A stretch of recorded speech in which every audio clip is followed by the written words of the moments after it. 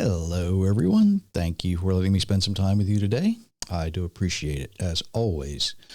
Uh, and as always, the statistics I look at every week continue to amaze me. I appreciate each and every one of you. I really, really, truly do. We're going to, yeah, that's right. We're going to look at something today. But before I get there, I want to remind you, just a friendly reminder, the like buttons, the share buttons, the subscribe buttons, notifications, all those things, they make it easy, much, much easier for people to find us just like you did. And a lot of you are. And it is humbling. It truly, truly is. Ooh, sorry about that. I bumped my microphone. Didn't want to do that. Going to look at something today. I've talked about it a little bit before, but not quite from this direction. Okay. We're going to look at philosophy and some other things. And should we really use philosophy to study the Bible? A lot of people, study it philosophically. Some people claim they study it hermeneutically. More on that in a moment. But is that the best way? The Cambridge Dictionary defines philosophy as, and I'm going to read this, the use of reason in understanding such things as the nature of real world and existence, the use and limits of knowledge, and the principles of moral judgment. Now, when we study the Bible through this method, what could possibly go wrong? I mean, after all, right? We're looking at it through human eyes. We're looking at it through the eyes and the filters of everything we have seen and heard and learned up till now. When we try to reason on our own understanding, mankind has a proven track record of not always being right. Proverbs 28:26, he who trusts in himself is a fool, but one who walks in wisdom will be safe. And of course, Proverbs 3:5, trust in the Lord with all your heart, lean not on your own understanding. How many of us do that? Well, I think, or I feel, or I believe we're leaning on our own understanding. Jeremiah 17:9, the heart is deceitful above all things and beyond cure. Who can understand it? When we try to reason something that is beyond our comprehension, okay? Or when we try to reason something that has been corrupted or has become corrupted to a point where it's very, very difficult to recognize, is there any hope in getting it right? Think about that. If we're trying to reason something, but we're not using the correct information, we're using some idea, some tangent of what it once was. Are we going to get it right? Probably not. Now, hermeneutics, on the other hand, is defined as the theory and methodology of interpretation, especially the interpretation of biblical text, wisdom, literature, and philosophical texts. Now, did you catch that? Really? It's the interpretation. In other words, it's what we think. It's our best guess. But because it also includes the philosophical text, then logically, you can't mix hermeneutics with philosophy because it becomes circular reasoning.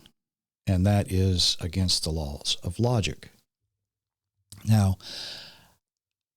when we try to interpret something that's philosophical, right? Philosophically, there's no way to get it right. Yes, that was a bad pun, but you get my picture, I hope. Now, I'm not saying that philosophy can't be incorporated in Bible study because, after all, we're dealing with understanding of natural things, but we're also dealing with supernatural as well. So to use only one method or even two methods that are not that different, okay? I'm just going to put it that way. It's probably not a good idea. I may, and I'm not sure about this, but I may have been the first to use the phrase biblical forensics. It's more of a mechanical way to study. It's more deliberate, more functional, and more accurate because it uses all of the clues that allow the Bible to interpret itself. There's no guessing about what something means. When you dig through the language, you dig through the culture, you dig through the history, you put all of this together, all the clues, just like someone who would investigate a crime scene, right? If a crime scene investigator is called to a house and the crime happened in one room, well, they're not going to start in that room. They're going to start investigating as soon as they get to the building, right? They're going to look at the way the building's laid out, how everything goes together, the flow. They're getting the lay of the land, so to speak. And then as they get closer to the actual crime scene, they're going to have a better understanding of how something may have happened, maybe even why something may have happened.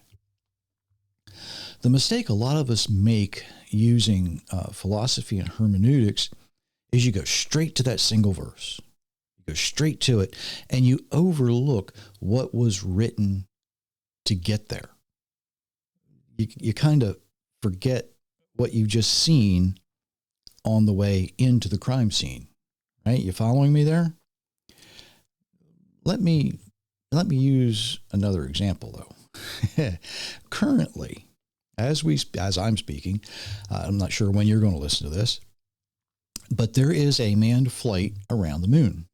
Now, do you think that the astronauts on board that spacecraft, would they feel safe if the engineers studied the physics of space travel?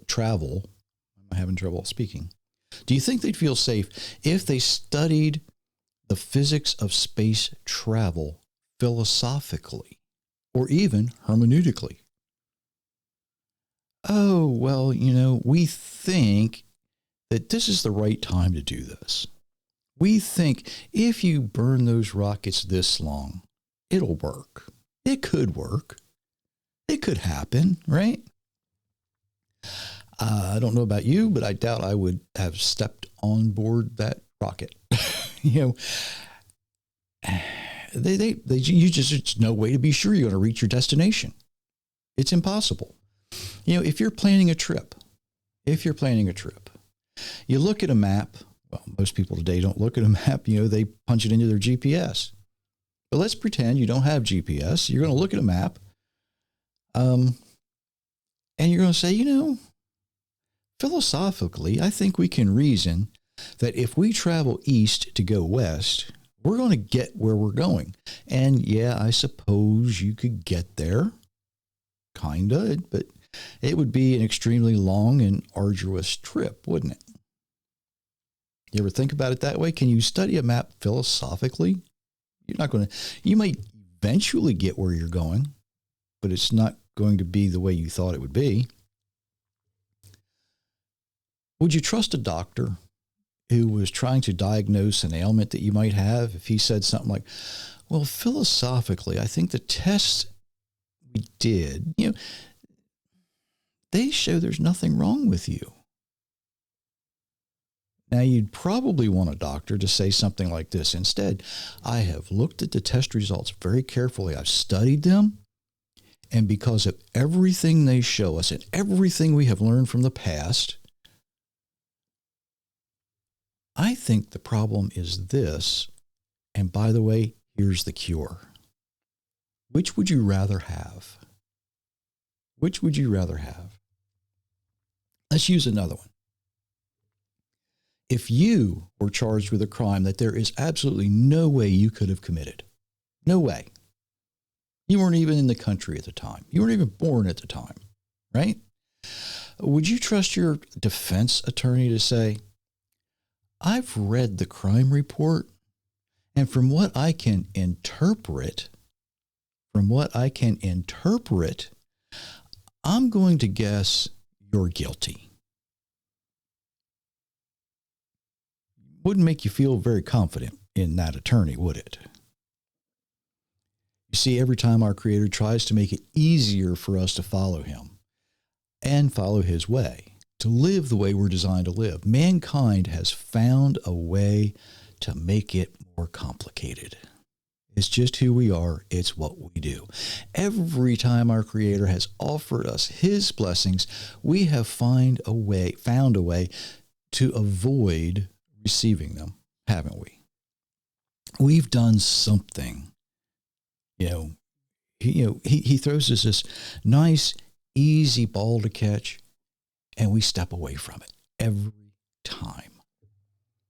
All he asks is obedience. And we say, oh, we can't obey because we don't understand. We can't obey because it's too hard. The reality is we don't obey because we don't want to. And then people being people, we're going to blame it on somebody else or something else. And we try to blame it on the Creator himself. You made this way too hard for us. What are you trying to say? Don't murder. Don't you know I can't go a day without it? What do you mean don't commit adultery? Did you catch a look at her in her bikini? Did you see him in those Speedos? It's not his fault. It's our fault. Every time. And a lot of this, a lot of what we think we know comes from the use of either philosophy or hermeneutics all by themselves. We guess at what he's trying to tell us. But when we add the mechanics of forensics and we look at the whole book, everything that is written, all the way to the passage that we're going to really dig into, we don't need to guess.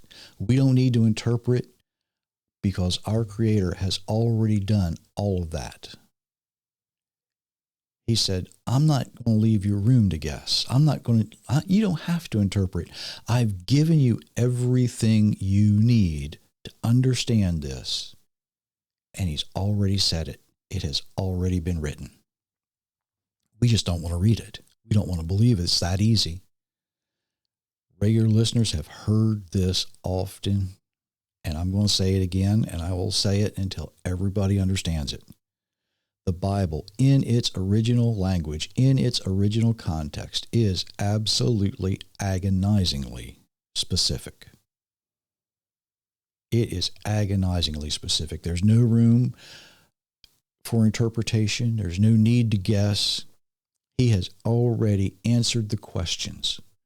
He's already supplied the clues if we are willing to follow them as we walk our way through those pages on our way to whatever passage we're going to look at. So, the next time somebody invites you to a Bible study, don't ask what they plan to study. What book are we going to study? Don't ask that. That's I'm not going to say it's not important. It is important.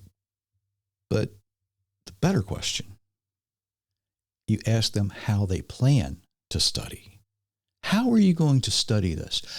Give me your layout for how you plan on studying this. How are you going to approach it? Where are you going to start? Are you going to start where it leads up to this? Or are you just going to kind of read it and guess at what it says? You see, there's no need to guess. There's no need to interpret. We just have to follow the clues because they're there. They've always been there. They're already provided. And if you want to see some of those clues, by the way, author Jerry Mitchell's Where the Books Are Sold. You can also go to givegod90.com, follow the links from there, and hopefully that gives you a whole lot to think about until next time. And until next time, I do wish you many, many blessings, everyone.